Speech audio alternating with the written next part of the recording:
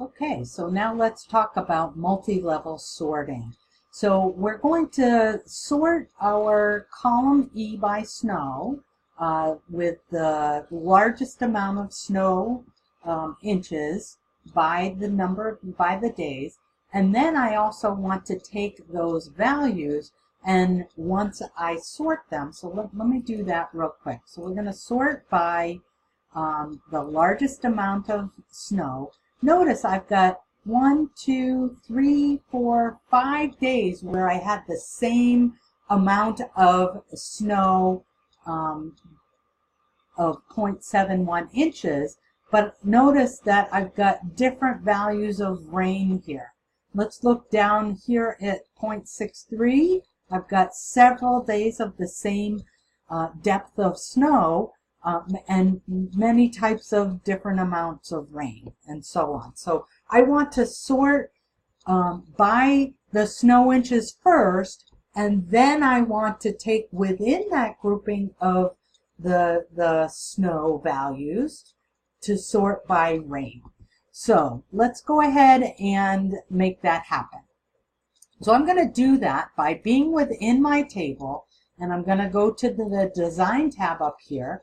And nope, I'm going to go to the Data tab, the Data tab, and notice I've got the filter on because that's what I did before. I filtered and I sorted using the filter. But I'm going to use this sort feature instead, and now look what happens. So the sort feature first says, well, I see that you've sorted already by snow depth, so snow depth, largest to smallest. Now I want to take that snow depth grouping and I'm going to add a level. So let's add a level of, let's use the example of high temperature.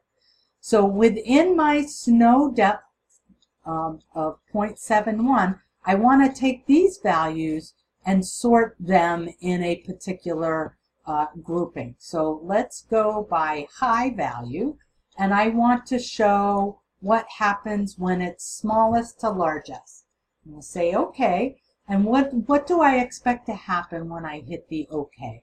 I expect the 0.71s to stay in this same sequence, but now I want to resequence these rows, row 7, 8, 9, 10, and 11, to be sorted by these values. So if I'm going smallest to largest, I should expect to see the 30.6 move up to row 7, the 30.7 to row 8, and so on. So let's go ahead and hit the OK, and notice within my grouping here, the 0.71, the next level sort from there down would be by the high temperature.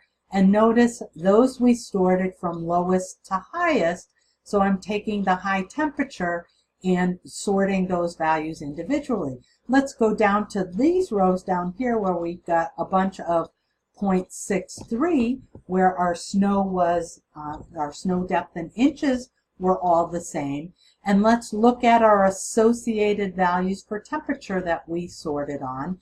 And sure enough, these are arranged now in a secondary sort of the high temperature, smallest to largest.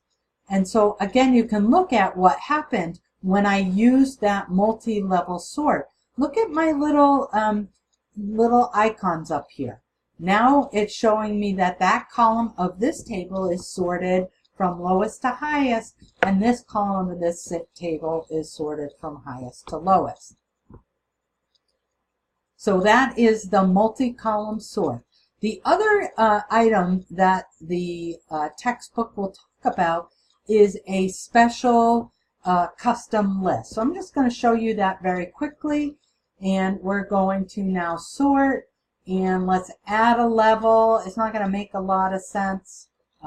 We can move that level to down one, down below. And if you drop down here, you can hit a custom list.